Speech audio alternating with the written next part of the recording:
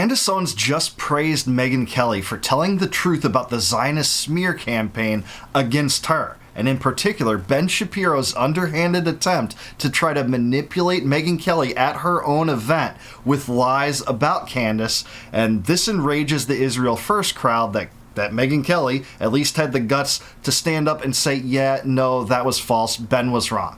Let's see what Candace has to say about this. If you know Candace, you know she has receipts. Just call her Candace Receipts Owens at this point. Let's get right into it. Please like the video and subscribe to the channel. Can we all agree? Zionists are not acting right. They are panicking so much that they randomly sent Ben Shapiro out into the daylight.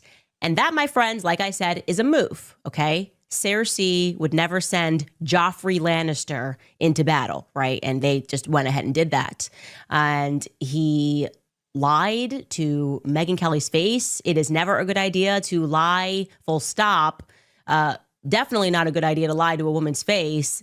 And definitely not a good idea to lie to her face and try to humiliate her on her own tour. I personally would have strongly advised against it, okay? If somebody said, is this a good idea? I would have said, you know what? Let's maybe not do that. But it happened. And it's important to stress here that this was not just a simple mistake that Ben made, right? That's always a possibility that Ben really thought maybe he's backstage and sees something on Twitter and somebody said, Candace just said that Erica Kirk murdered Charlie, and then he gets on stage and he repeats it. Maybe it's just an accident. Highly unlikely, but of course you have to run that plausibility. But we can now confirm that certainly was not the case. This was not a simple mistake because in the days following it, he didn't recant.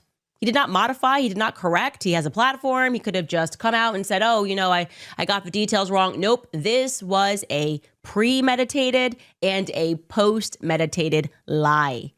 Of course, and the Zionists never recant. They always rely on the stupid old anti-Semitism and blood libel and making up lies to smear critics of Israel rather than actually taking on those topics, and in particular, Candace Owens.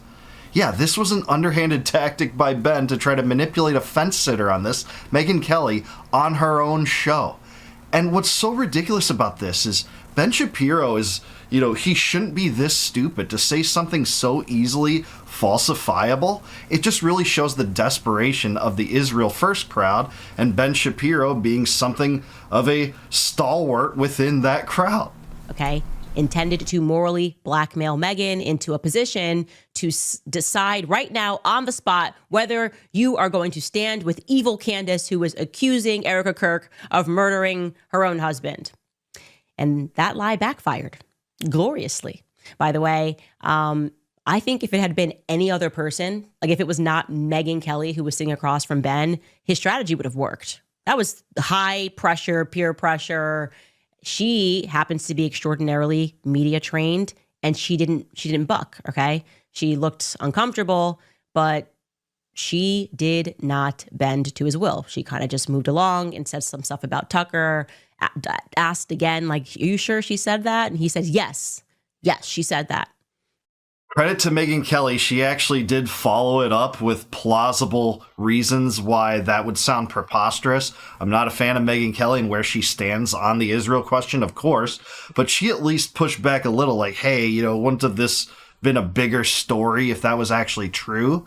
And, talking to Ben Shapiro about how Tucker Carlson is such an anti-Semite because he doesn't think Zoran Mamdani is an anti-Semite. Stupidest thing in the world. But there were so many different tactics of manipulation used against Megyn Kelly by Ben Shapiro, both in direction toward getting Megyn to side with him over Candace Owens and to side with him over Tucker Carlson. But Americans aren't buying it. How could we buy it at this point? No one is. And then she found out, obviously, that I did not say that. And the following night of her tour, during a Q&A section, somebody named Josh stepped up and asked her about that moment. And here is what Megyn Kelly said. Hi, Megyn. Hi. My name is Joshua.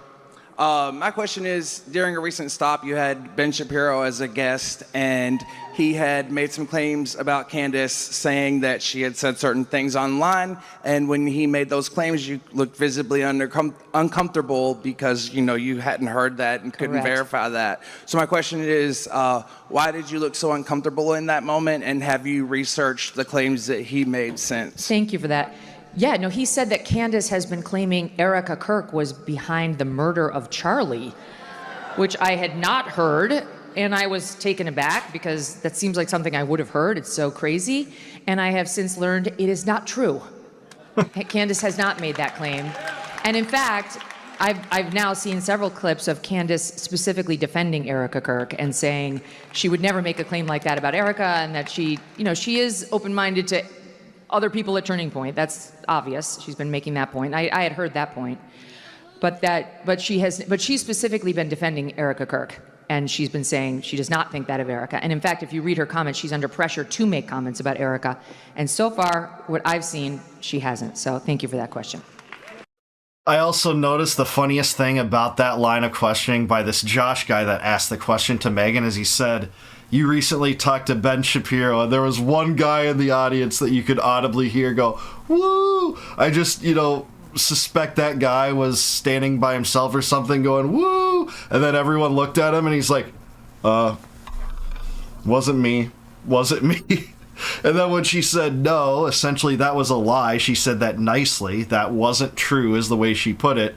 That Candace didn't lie. You got a lot more applause. It's just really showing where Americans are on this thing, is that lies just aren't going over the way that they did under the legacy of media. We're not going to deal with that anymore. And I'll tell you right now, Megyn was not done.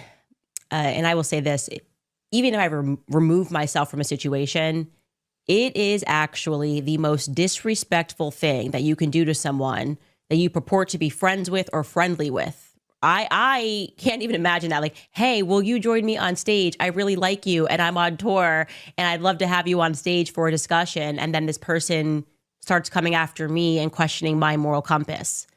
Really process that. That's just not cool beyond anything else.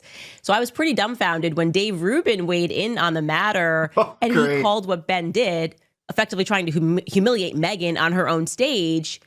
He referred to it as almost an act of bravery. Take a listen to what Dave Rubin says. All right. First off, again, like I know I guess I'm glazing Ben right now, but he deserves it. It is not easy to go onto someone else's show in general when it's not a live audience and criticize them. But it's really not easy to do it when you're in front of thousands of people. I don't know how many people are at those shows, but it's certainly thousands. You can add it to me. When thousands of people are there to watch Megyn, and then you have to criticize her a little bit. And he did it absolutely respectfully, and I think he did it properly. No, Dave, it's wrong. It's wrong what he did. It would take courage to stand in front of someone and try to manipulate him based on lies in their direction, or in this case, manipulate her in his direction on the basis of lies. That would be tough to do because we're not lying imbeciles that are acting on behalf of a foreign regime as essentially a foreign agent.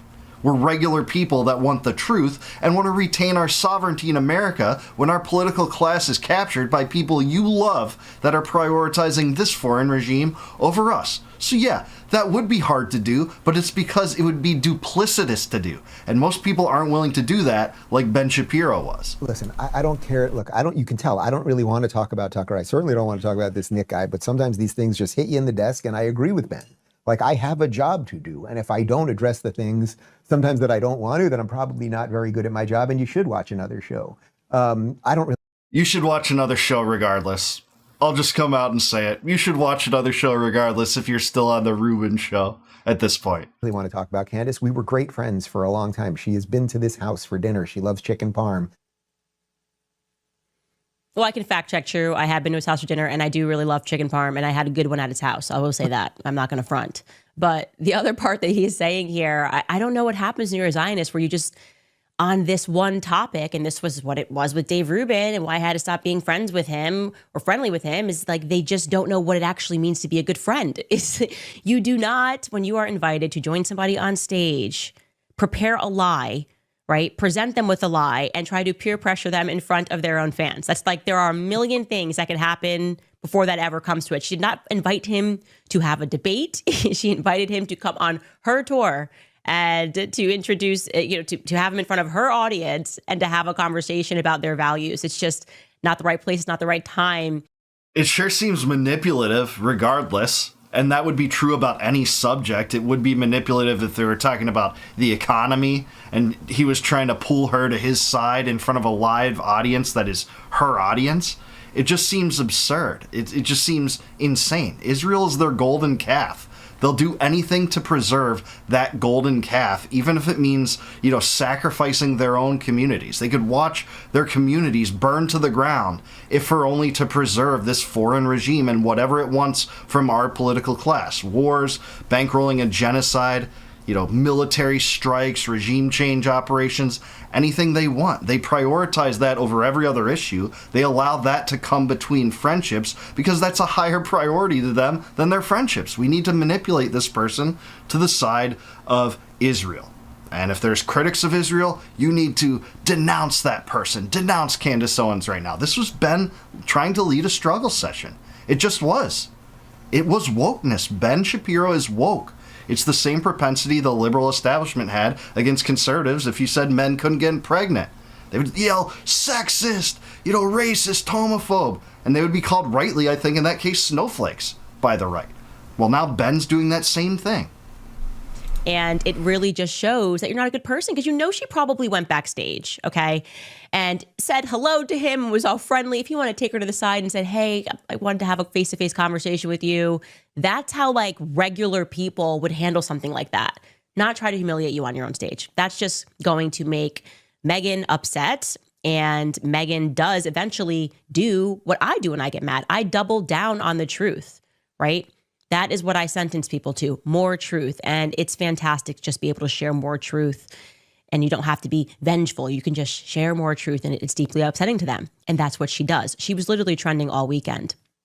This video that she shared was incredibly interesting because you will recall that after Charlie died, there was basically just me, Tucker, and Megyn that were trying to say, hey, something was going on, and he was feeling a lot of peer pressure in the weeks leading up to his death. And yeah, credit to all three of them for doing it. Megyn less so, but Tucker and Candace certainly did that. And credit to Megyn Kelly, by the way. I don't agree with her on the Israel issue. She still professes to be a Zionist, by the way. But at least she's maintained her friendships with critics of Israel like Tucker. She'll stand up and defend Tucker and say, hey, you're not painting him in the proper light.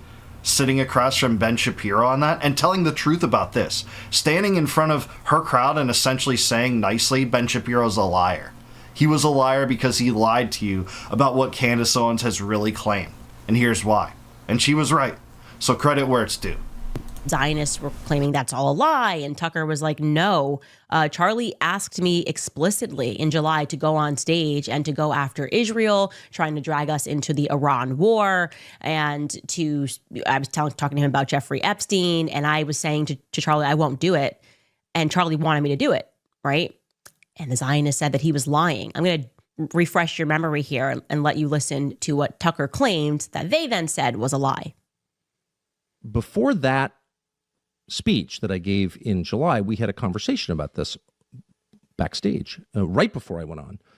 And I was fulminating and getting all red in the face like I often do to my shame. And I was mad thinking about this and thinking about the effort by the neocons in the United States to draw us in to another forever war with Iran. Not a defense of Iran, of course. It's merely an acknowledgement that we've done this before.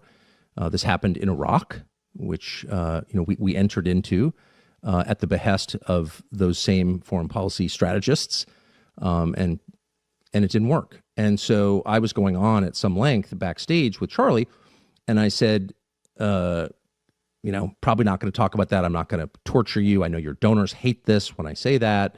And also Epstein was in the news, and it was clear to me that, Epstein's probably not like a Mossad agent or something, but Epstein clearly had contact with Israeli intelligence and American intelligence and French intelligence, but the only one you're not allowed to talk about is Israeli intelligence. But it seemed true to me, and I had done some work on that. I knew a bunch of people pretty close to that story, so I thought that. And I said that to Charlie, and I said, but I'm not going to say that because I don't want to make your donors mad. I know it's just going to be like an endless flurry of text telling you to stop or you're going to lose a bunch of funding. And he looked at me, I'll never forget it, and said, go all the way. Do it. Go all the way. I said, man, a lot of things I can talk about. I don't need to talk about that. And he said, do it. Yeah. And by the way, a lot of people called him a conspiracy theorist for this, Tucker for saying this. He can't corroborate it. There's no evidence to suggest it. He's just this Looney Tune hell-bent on destroying Israel, being an anti-Semite, according to Randy Fine, the most dangerous anti-Semite in America. Well, if I know Candace, she's going to show Megyn Kelly's response to that, because it turns out Megyn Kelly found film corroborating exactly what Tucker Carlson said about this and this conversation. I said they tried to bury Charlie in a yarmulke, and we were telling you, no, he had a change of heart towards the end. And I was telling you that Turning Point had captured that. They were all mic'd, okay? So Turning Point captured that, and they could have easily released it to give me a little bit of backup, but of course that wasn't going to come from them. Well, just my luck and Tucker's luck that Megyn Kelly actually caught very quickly. Maybe it looks like maybe her assistant's backstage. I don't know the backstory here, but she was in that discussion, which I had not heard before, and she reveals very quickly. You were going to hear Charlie say that Tucker should go for it. So this is what Megyn Kelly released on her show yesterday, and you should go watch the full episode. Take a listen. I found a video of me, Tucker, and Charlie speaking backstage right before Tucker went out. Tucker and I were talking.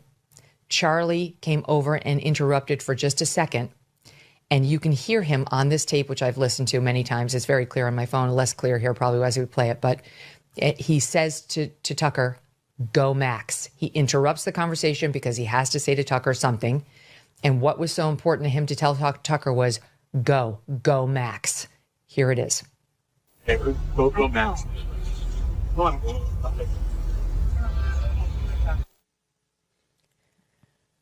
It's quick.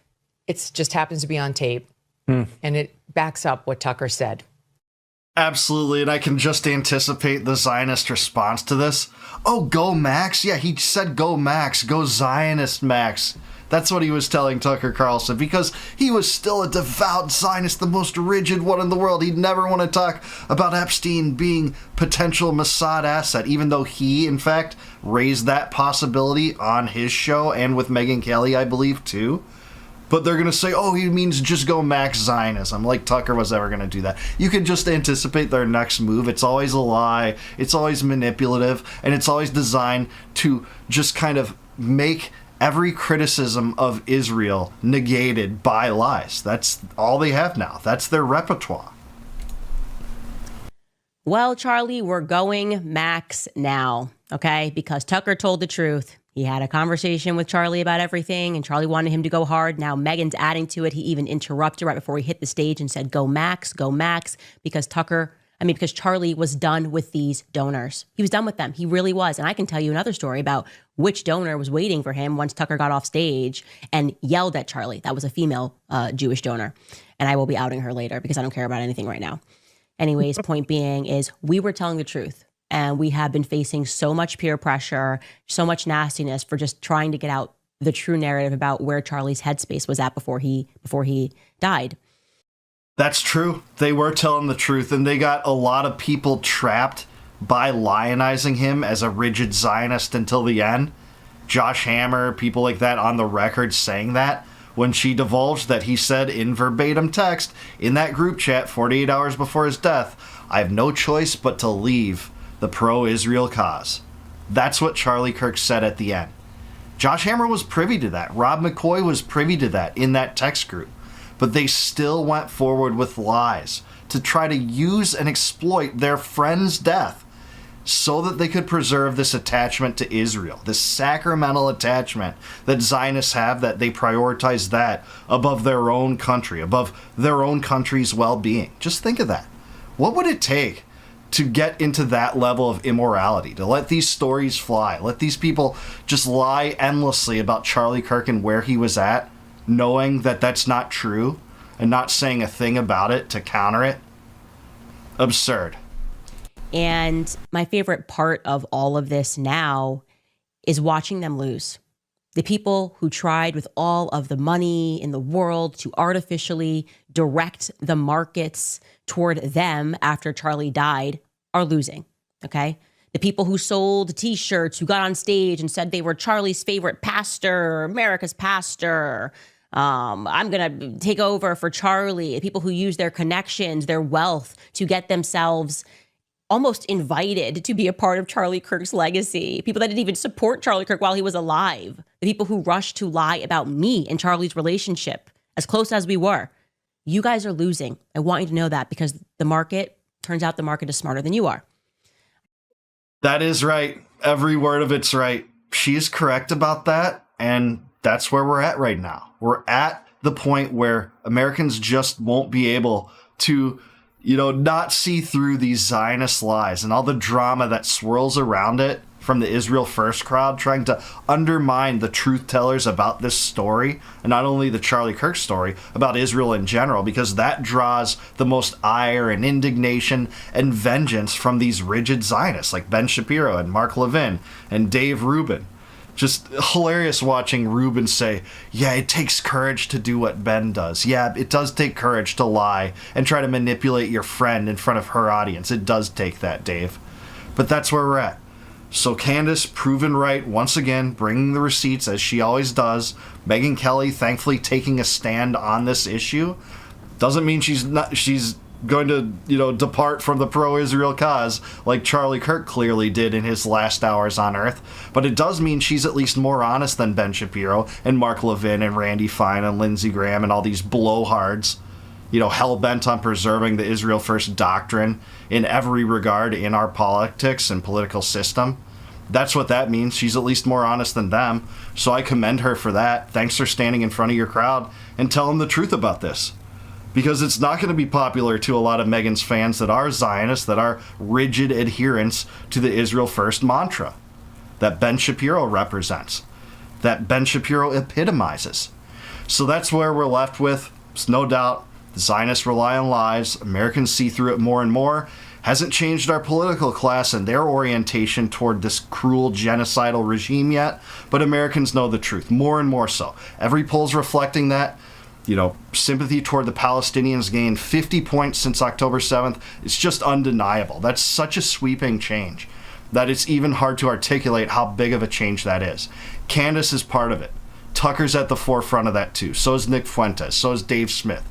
They're doing the Lord's work, telling the truth about this connection and how it robs Americans of our sovereignty and how it's duplicitous for AIPAC to be able to get away with this. With dual citizenship in Congress, they get away with everything. Hopefully not for much longer, but we'll have to see about that. But let me know, do you think Candace Owens is right about this? Was this particularly manipulative? Is Ben Shapiro going to lose a lot of credibility over this? Seems like he's lost a lot of YouTube subscribers so far, over 20K in one day from what I saw. Maybe it's more now. I don't know. I haven't really been following that.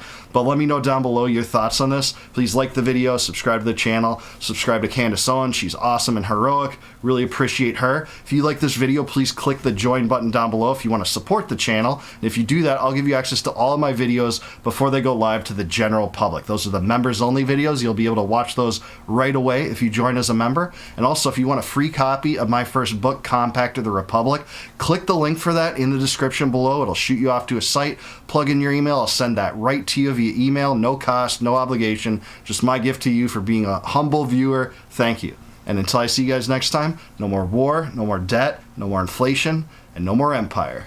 Peace out, guys. Catch you in the next one. If you think I care more about loyalty to the MAGA cause than I care about pedophiles in positions of power getting away with it, you are out of your mind if you think that I am that blind and dumb and loyal to any person, left or right, that I'm going to go, oh, okay, we got to let pedophilia go. Okay, we got to just move on. It's a hoax. You look at these Mark Levin and Ben Shapiro and Steven Crowder, and so all of them, they were all the never Trumpers. Like, how stupid does everybody have to be? What, do you not remember the National Review piece, Never Trump? We know what we voted for. We know why we got behind Trump, and we know that we're not getting it. Donald Trump's been a major disappointment. That's what Candace Owens and Dave Smith think, and they're not alone. Much of Trump's support has peeled away from him, especially since the Epstein scandal, the Epstein cover-up. And they get into why this has occurred, why blind loyalty to Trump can't be demanded anymore when he fails to deliver on some of his best promises. So let's get into it. Please like the video and subscribe to the channel. To Donald Trump, it's like, whether you even know about any of this or not, you're still doing it. You've allowed your administration to be taken over by these guys. Now, look, I mean, I don't even think, to use an example about me, right? Like, I don't think that Donald Trump watched my debate with Douglas Murray and then decided to promote Douglas Murray's book the next day. But Right. somebody who's got access to Donald Trump's Twitter or whatever decided to the next day promote this book after it was like this. And okay, whatever. Like, I didn't care. I kind of took that as a feather in my cap. Like, yeah, you got to call in the big dogs to try to get us out of this. But at the end of all of this, whatever it is, it's like the Trump administration here has obviously been much more captured by Netanyahu and Mark Levin than by Candace Owens. Yes, it's occupied. Everybody can see this is an occupied administration. And I love how they're, I think right now I'm trending on X over this. So Candace Owens says she regrets her vote. You're not going to shame me for saying everything you're doing is unacceptable. Try a mom on the Epstein stuff, okay? Try a mother. If you think I care more about loyalty to the MAGA cause than I care about pedophiles in positions of power getting away with it, you are out of your mind. You must have not listened to a single second of the Candace Owens podcast. You must have never listened to a thing I've ever said if you think that I am that blind and dumb and loyal to any person, left or right, that I'm going to go, okay, we got to let pedophilia go. Okay, we got to just move on. It's a hoax. You know, I know he actually went to prison for it. Okay. Absurd. This is so good. She is so on fire. It's so absurd to demand loyalty to Trump when he doesn't return that loyalty in any way imaginable to his support base that demanded answers in the Epstein story, that demanded no new wars. Now we get one with Iran. It doesn't look like that's over, by the way, with, you know, the height of tensions of that theater possibly rearing their ugly heads again. In $38 trillion worth of debt, we're now talking about regime change in Venezuela. What is this nonsense? And what the Trump loyalists are so mad at Candace Owens about is being willing to stand on principle. Think about that. That's her greatest crime. That she's willing to stand on principle and hold him to account for his best campaign promises that he had as stated objectives for this administration, that he's been duplicitous about. It's not us that caused this turn away, which is bearing out in every single poll, by the way, with Trump's approval about as low as it's ever been in either term. It's because of Trump's actions. It's because he's surrounded himself and been led by the policies of Lindsey Graham and Randy Fine, endorsing and campaigning for both of them while dragging true heroes like Thomas Massey, who dares to tell the truth. But it's a hoax. And let's move on. It's a Democrat hoax. I mean, it's so insulting. And you are correct that you know that some of these things are coming from people around him, like immediately tweeting out. It was so disrespectful when Charlie died, a photo of Charlie AI. Do I think Donald Trump hopped on AI and made this photo of Charlie and him holding the Israeli-American flag combo? No. But I'm sorry, if you're not capable enough to control the people around you, then you shouldn't be in a position of power. Okay, I don't get to if something goes out on my account, right? And people go, oh, did this go on your account? And I don't get to go, oh, well, you know what? My producer had access to that.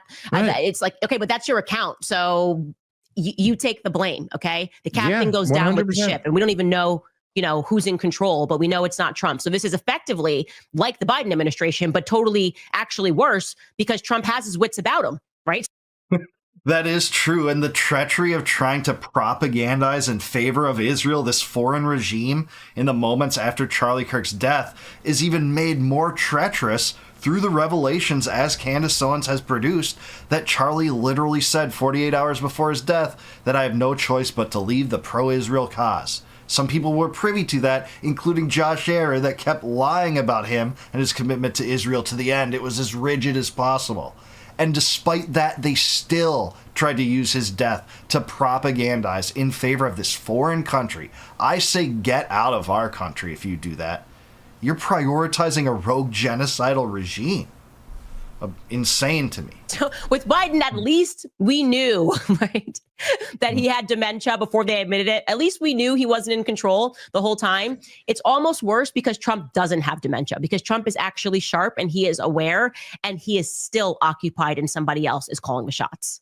Yeah, that's right. And the fact that you know, these guys who all of them, you know, like I've had this experience, right? Like I said, Josh Hammer, that's how he tried to debate me. That's how Steven Crowder tried to debate me. This guy's not pro-Trump. We're the pro-Trump side. Ben Shapiro did like several segments on me over the years. And the running joke was that he would never say my name. He would do segments, not of just like me on your show or me on Rogan's show or like on my show. Like he would do segments of my show. And Yeah, he'd be like, a comedian we all know. A major comedian said this. still go, this comedian who evidently says he's a libertarian. Like he would never say Dave Smith. It's a very complicated name.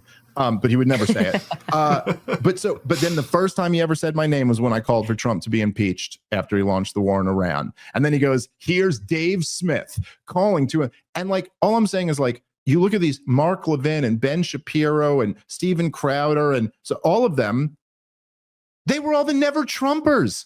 Like, how stupid does everybody have to be? What, do you not remember the National Review piece, Never Trump, in 2016? They weren't all even just the never Trumpers. They neocons- stayed never Trumpers. They were pro DeSantis. Yes. And then DeSantis lost. So they haven't won. The person that they have wanted to put in office, they have not had a winning philosophy. Yeah. And now all of a sudden they're like trying to convince us that they're MAGA. Yeah, but they've successfully twisted Trump in their direction, man. They've won that battle within this administration. We've had neocon foreign policy. We've had neocon commitments to doubling down on emboldening the deep state and covering up for their atrocities and keeping Kash Patel in power, despite, all the absurdities of the Kirk investigation and the Epstein cover-up. And they've just won Trump over by carefully managing his ego and then moving him in a neocon direction in all these foreign policy theaters. The war in Ukraine still rages on. Money being sent into the coffers of Zelensky when he said he'd, bring about peace day one. Insane. Doubling down on Israel. Israel first. Never using U.S. leverage to withdraw, aid from Israel. It's unthinkable. It's unfathomable. Israel could bomb Japan or the UK tomorrow. The United States would still not withdraw aid to Israel. That's why we're an occupied government. Flirting with regime change in Venezuela, again, same thing. They've managed his ego, which is a giant ego, and they've won that battle. Despite, as Dave said, they were never Trumpers. I actually don't understand it. No, it's half quite confusing. Half of them pushed the Russiagate hoax. These were never Trumpers, and they were never Trumpers for a reason. Like, people just be like smart enough to see this for 1 second, right? Because it's funny when they come at me. Because look, I'm not like I voted for Trump this last time. I sat out the first two. I've always been like but the thing is, because I'm to the MAGA of him. I'm to the non-intervention of him. Like when Donald Trump came out and said, we're not going to fight these wars. Iraq, you lied us into Iraq, blah, blah, blah, but we'll still bomb them and we'll take the oil and we'll do this. I went, nope, too much. That's still too much intervention for me. Now, they rejected him because he was saying we shouldn't be so interventionist. I was over here like, you should be even more non-interventionist than that. Like, I want you to be Ron Paul. And so for them to sit here and say, it's like, yeah, dude, you guys all fought him over him signaling more in our direction of foreign policy, which is that we don't want to fight all these stupid wars. And it's like, yeah, they're trying to use this energy. It's like, so what do you guys want to do? You want to run on Mark Levin's platform? You want to run on Jeb Bush's platform? That's 1% in the polls, man. Yeah, let's see them run on that in 2028. We'll see how they run. If this old school Republican neocon establishment is going to retake the party, it very well could. It seems indistinguishable in some ways from the party right now, outside of the true dissident right that, thinks this is preposterous and have jumped ship. I think rightly so. My comments are filled from people that have that experience. I think that's the right move if you're a dissident right winger. But we'll see where they go from here, man. I'm sorry to say, this is a neocon and Zionist-occupied administration. We always knew it would be a Zionist-occupied administration. He puts in frickin' Marco Rubio as the Secretary of State, Mike Waltz as the Homeland Security Advisor. You have Mike Huckabee and John Ratcliffe. Person after person after person, the only precondition was they had to be a Zionist. Kash Patel. Even Robert F. Kennedy and Tulsi Gabbard, they're Zionists. They're very pro-Israel. I mean, there are merits to Tulsi Gabbard compared to some of these other monsters, but she seems compromised too. That is where this direction has gone in this administration. He just proved to be duplicitous, and he duped people. He became a charlatan, and I think it behooves us to just recognize that. Let's call a spade a spade. He's just a neocon too. It's like, so they have to almost rely on running like us, but then, like trying to, I don't know, demonize all of us or something. It's infiltration. They have to like pretend, and then infiltrate, and then try to force like neocon, pro-military, pro-intervention, nonstop bombing of some countries so we can steal their resources and pretend that there was some moral democratic reason that we were there. And people are awake to it. So I do wonder, it seems like they're playing checkers. It's nobody's believing that you're original MAGA. I mean, it's such a weird thing. It's like, they're like, the problem are these people who actually got Trump elected when we were attacking him. Like, the problem are these people. They're so extreme. We're right back. We're hamsters on a wheel, right? We are just right back to the beginning here, and we're the basket of deplorables. Okay, let's go. Like, and now it's like Trump, I guess, like I said, has joined Never Trump, or is being controlled by the Never Trump movement. It doesn't matter. Our eyes are clear on this. We know what we voted for. We know why we got behind Trump, and we know that we're not getting it. We're getting like Bitcoin stuff that he's like pushing, and which is like completely crazy. And like, by the way, also you are taking advantage of people that believe in you the most. All of it is just so wrong, and it's so icky. We're aware of the deals that Jared is doing while you call us funded by Qatar. The deals that Jared is doing in the Middle East with Qatar and Israel. They think we're this dumb. Yeah, they do. I mean, I have to say the Republican Party during the course of my entire lifetime has existed running as if they're Ron Paul and then governing as if they're John McCain. That is the purpose of the Republican Party. They're not going to stop the wars. They're not going to stop the spending. And they allow, the liberal establishment media to define them as fascists and never push back against it. Trump seemed to be a repudiation of that to some extent with his rhetoric, but again, it was never followed up with actions. It was just rhetoric. As far as Bitcoin, I'm very pro-Bitcoin. It's not exactly Trump that's pushing Bitcoin. He's pushing, in my estimation, shitcoin schemes that are, subpar crypto that isn't Bitcoin, and trying to, push in that direction rather than, loosening the reins on Bitcoin. The Feds still, claim to be able to have plenary control of taxation on gains from crypto, including Bitcoin. So, yeah, no pushing of Bitcoin, really, so to speak, I hate to say.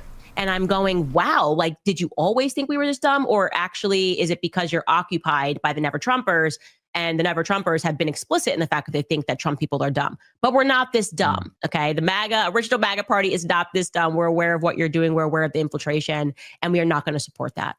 Yeah, and the sad thing is, as Tucker said when he was on my show a few days ago, is that, if you really ran on an America First message, it's going to be enormously popular, and not just with the right wing. I mean, you could carry half the left wing on that message too. Maybe not all of them, but you could carry a whole lot of independents and liberals and leftists. If you just said, hey, like, here's the platform, like a separation, in the same way we had like a separation of church and state or anything like that, you go, a separation of Israel and DC, a separation of Tel Aviv and DC is like a great thing to run on.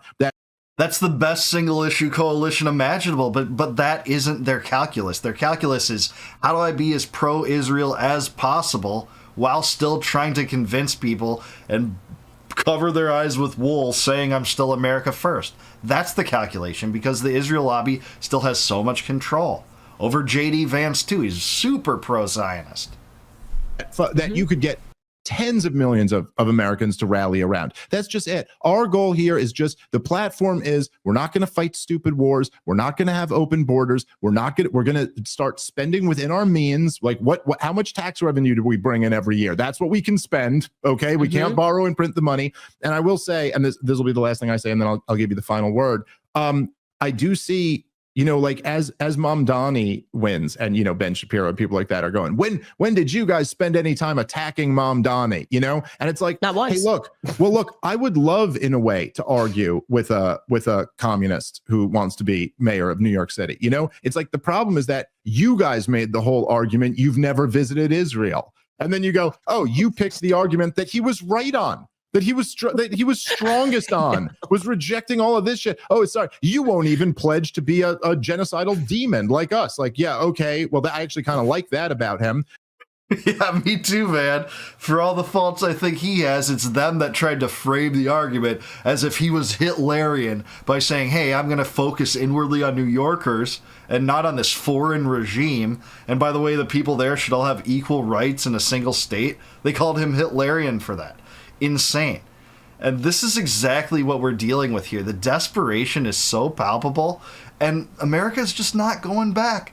We're not going to do your thing anymore. And Dave is so right about the fact that this single issue coalition to make it America first, to say like, no, actually, we're going to cut ties with Israel. They were charlatans in the last administration. We're actually going to be America only this time, and we're going to spend within our means. That's our platform. For that, they'll be called extremists. They'll be called anti-Semites. They'll be called conspiracy theorists. Everything that they've thrown at us already, and it's not going to work. It's just spaghetti against the wall. You can't get it to stick. You're trying to put the toothpaste back in the tube, and it ain't being shoved back in there.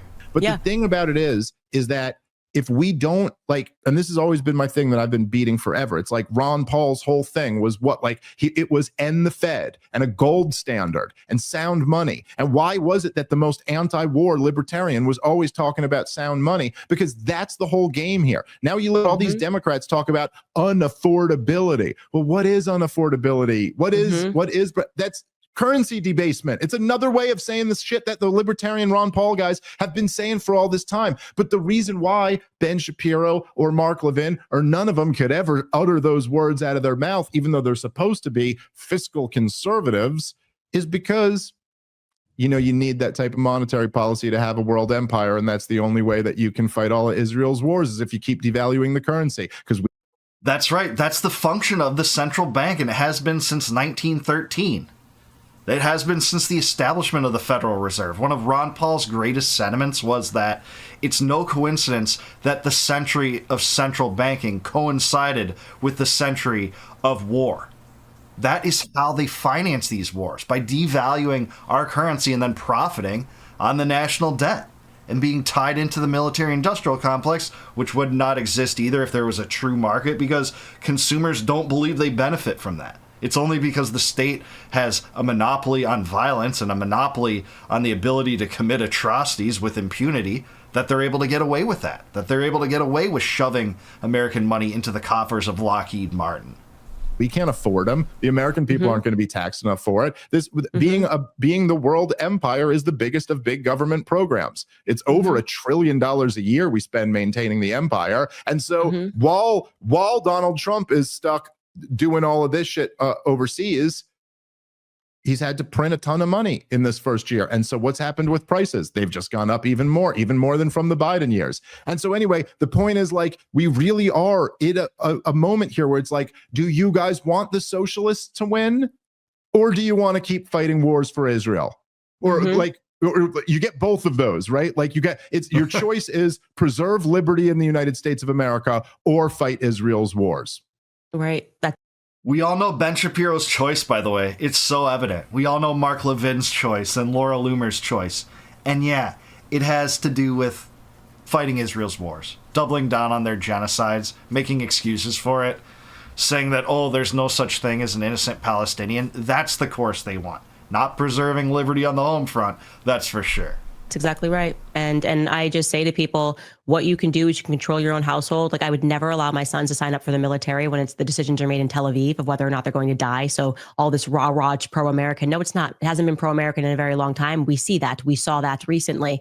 And the reality is they need America because they don't have enough bodies. They have enough corruption. They have enough evil. They don't have enough bodies. And this is why they're trying to commit you to their cause ideologically, because you are the slaves that are supposed to go over and die, when they drop bombs and say that they're spreading democracy, but they're actually in Afghanistan having people guard the poppy seeds so that they can cause the opioid crisis, right? Like, you're fighting for the Sackler family. You're not fighting because you're up against the Taliban. All of that's nonsense. And people are waking up to that. They sure are. Amen. I think they're both breathing fire in this segment. That's so true.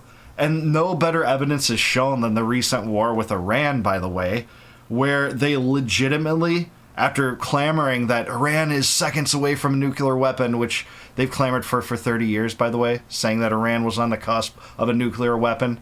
that's what drew the United States in. The United States joins now, and then regime change propaganda started. They unfurled and unleashed this information propaganda campaign against Americans to support regime change. Trump was in on it. Look at Truth Social. He basically made a Truth Social post akin to, well, if Iran doesn't want to make Iran great again, why not there be a regime change?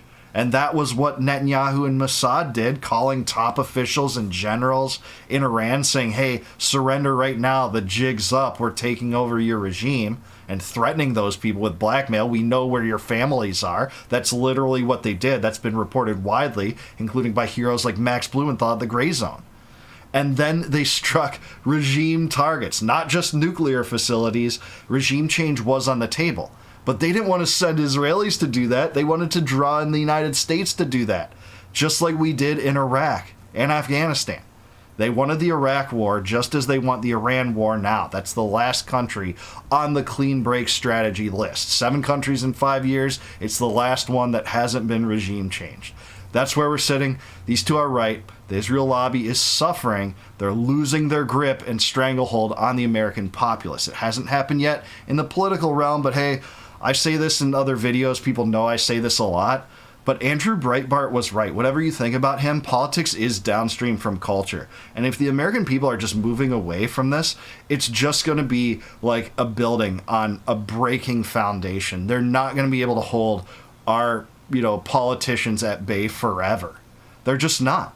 In the same way that it would have been thinkable to believe that all of slavery would end, in the American states in 1840. But that did happen eventually. People are opening their eyes now.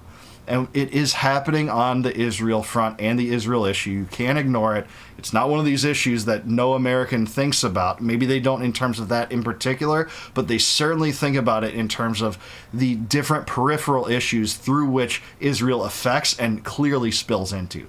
Debt and inflation and hate speech and anti-Semitism and a culture war. All those things feed into this. But what do you guys think? Do you think Dave Smith and Candace Owens are right about this? What does it say that the neocons are steering this administration? Is Trump going to lose even more support than he has now? Will the MAGA coalition be forced to abandon Israel if they want to win in 2028? Let me know in the comments down below. Please like the video, subscribe to the channel. Also subscribe to Dave Smith. Awesome interview, great segment. Love these two. Great dynamic between them every time they talk. And if you like this video, please consider supporting my YouTube channel as a member. You can do that by clicking the join button below. And if you do so, I'll give you access to all my videos before they go live to the general public on YouTube. You'll be able to see those members only videos right away. Also, if you want a free copy of my first book, Compact of the Republic, click the link in the description below, plug in your email, I'll send it right to you in PDF form. No obligation, no cost whatsoever, just my gift to you. And until I see you guys next time, no more war, no more debt, no more inflation, and no more empire. Peace out, guys. Catch you in the next one.